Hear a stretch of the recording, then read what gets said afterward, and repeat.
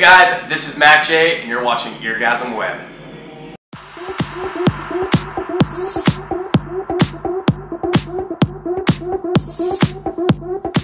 100%. I'm not saying that because I'm playing here. I'm saying that as almost like a tourist. I've been here 3 times already, and every single time, everyone always asks me, what has been your favorite city on a European tour? And it always comes back to Barcelona or somewhere in Spain. Because the culture is just so amazing. The people here are amazing. The food is amazing. The hospitality is amazing, and you know, that just equates to having a good gig. If everything before that could lead up, the good people, the good food, the good hospitality, it's gonna end up being a good gig. You know, it just shows the country is doing something right. So Barcelona has been amazing.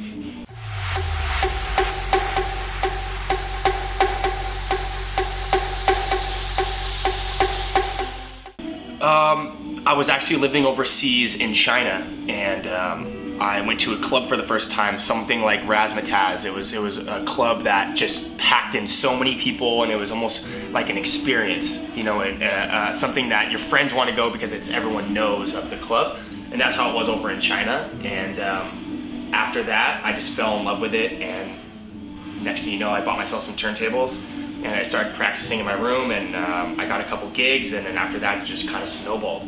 Yeah.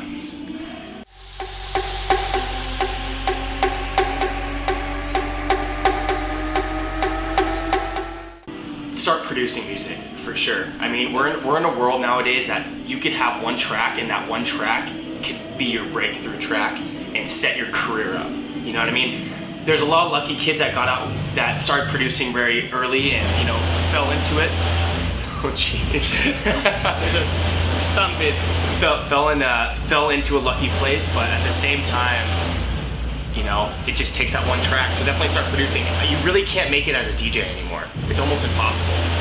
You know, there's too many DJs in the world now, you know. DJing is like being a new rock star, and having the opportunity to be able to produce the music that, I mean, I was just producing a song in my hotel room, and the first time I'm gonna test it out is tonight. So everything is so accessible. So definitely my words of advice are to start producing music, for sure. You have to have your own material, your own sound. You have to be an artist, not a DJ.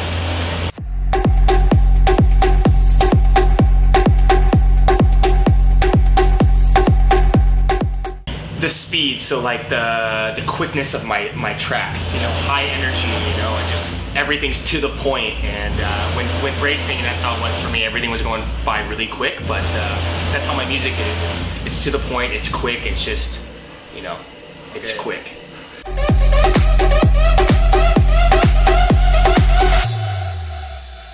Of course, yeah. I actually in Ibiza we rented little scooters, and we went around. You know, I had opportunities to go hang out with other DJs, but you know, I really put myself in positions that when I go to different places, I go and see the places. You know, and coming to Barcelona is a great opportunity to go see the sights. I mean, it's living in America, we're not as fortunate as how old Europe is, and Europe has so much more culture and so much more, you know, history behind it than the States does. So I'm really blessed that I can go out and, you know, travel cities and go do other activities besides, you know, kill myself in the studio. So yeah, I still go out, have fun, ride jet skis, do whatever, but anything to keep me out of the hotel room, for sure.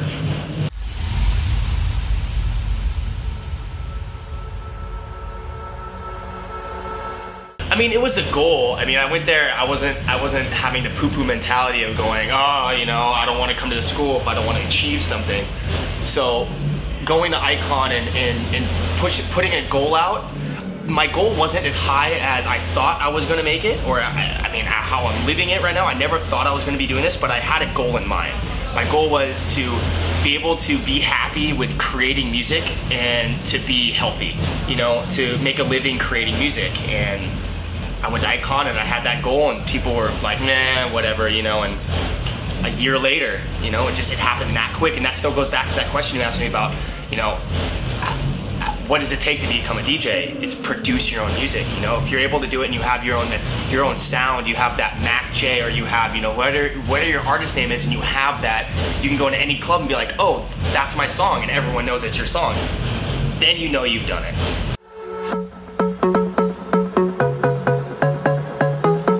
Definitely the time away from my family, for sure. And not spending enough time with the people that I love. And, you know, when I first started doing this, I was just like, oh, whatever, I'm gun home, I'm gonna go do as much as possible. And then it caught up to me really quick, you know, I got homesick and I just like missed my family. And, you know, every day I look at pictures back home, I'm like, oh, I wanna be home. But the funny thing is once I go home and I'm home for like 3 or 4 days, I go, damn, I wanna be back on the road. You know, so there's little things like that you gotta, I call them the creature comforts.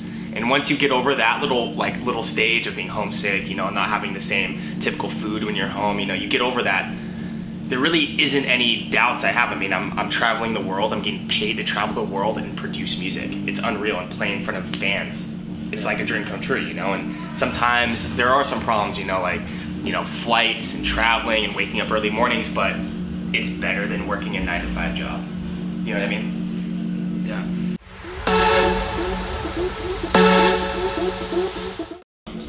Definitely a majority of the hip hop guys, not just the EDM guys, but a lot. DJ Qbert for one, he's like a really big turntablist DJ. DJ AM, of course, but when it goes into EDM stuff, a lot of the old trance guys, Ali and Fila were some of the first guys I used to listen to. Tom Starr, Kreider, these guys that like have groove and swag, you know, like you can listen to them and be like, that is a sick track. You know, some people might not, you know, kind of feel the track the first time they listen to it, but once you hear it in a big system, you're just like, wow, that's music.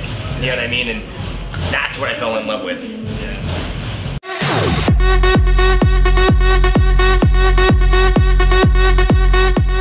I can just say they're in the making, for sure. They're in the making. So that's correct, but they're in the making, and that's one problem with having on tour.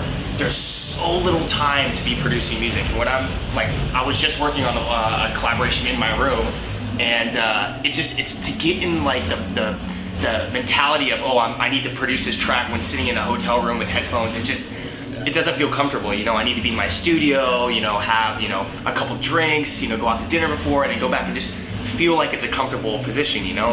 But the whole goal of working on this song today was I get to play it with the person in 2 weeks. So if someone can figure out who I'm playing with in 2 weeks and it comes down to that name, that's song I'm working on.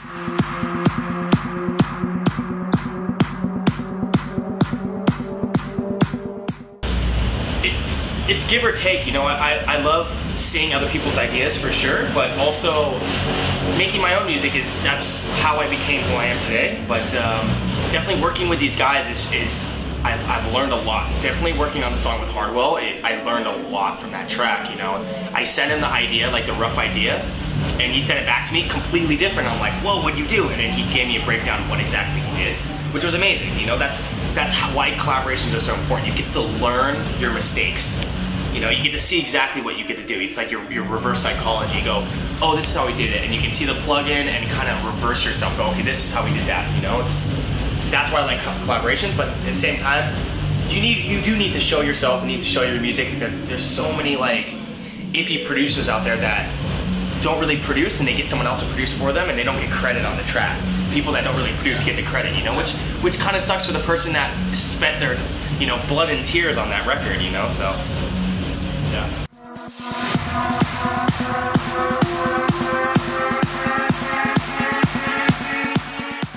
You know what? Like I said, man, I always go back to it could be worse. You know, there's so many situations where I can be really, you know, down on myself, going, oh, I gotta wake up at 7 a.m. Oh, I gotta get on the flight for 6 hours. Ugh. It's like, what do I have to complain about? You know, I'm going to these beautiful spots in the country, I'm meeting new people, and, you know, I get free drinks. Like, it's amazing, man. It's like, I'm a professional partier. Yeah. It's crazy, man. It's crazy. It's the price of living the dream. It's amazing, man. It's living the dream, man. I can't hate on it at all.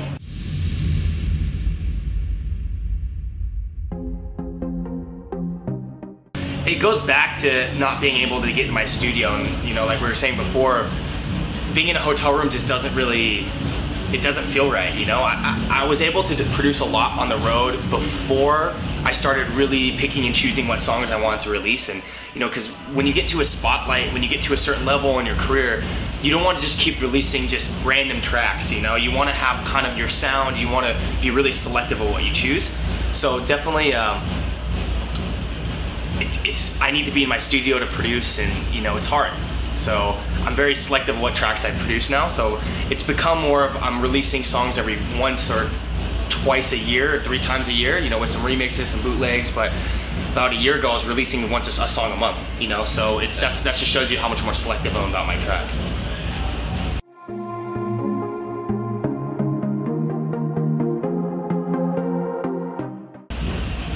I don't want to say it's the #1 festival in the world, but I want to say it's one of the best in the world, for sure. I mean, it's in the top 5. And Tomorrowland is, Tomorrow World and Tomorrowland are just unreal. I mean, they kill it. From social media to hospitality to just the full package, they know what they're doing, you know? So I'm excited, you know? That was the goal since day one. I want to play Tomorrowland. You know, I already played Coachella, which was a goal as well. So going Coachella to Tomorrowland has been, in 1 year. It's crazy. It's nuts, man. It's crazy. In Miami. Yeah, it's amazing. Thank you.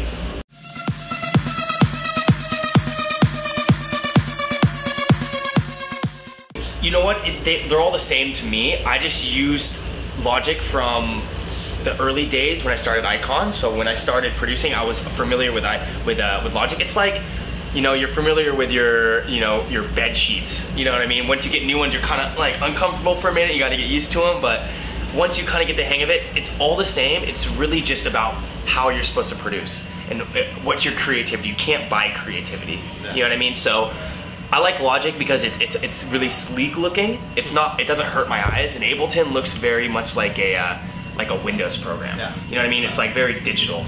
So I like Logic because it's more organic looking, but you know, ES2 is amazing. I use ES2 on almost every track. It's the stock Logic plugin. It's a very good synth. But the compressors, EQs, all that stuff is just perfect, you know? But Cubase is amazing. Reason's amazing. All these programs are amazing, but I'm just familiar with Logic. Plugin I'm using a lot right now, this new one called Spire. Reveal Spire, R-E, like revealed records, but it's reveal with no ED.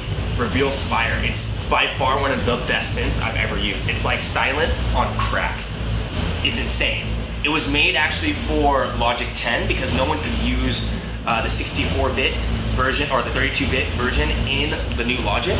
So they would have to convert it. So now Spire is like the new shit. Everyone is using it. I mean, I was just talking to WW about it and they're like, yeah, it's fucking amazing. So definitely shout out to Spire for sure. It's an amazing plugin.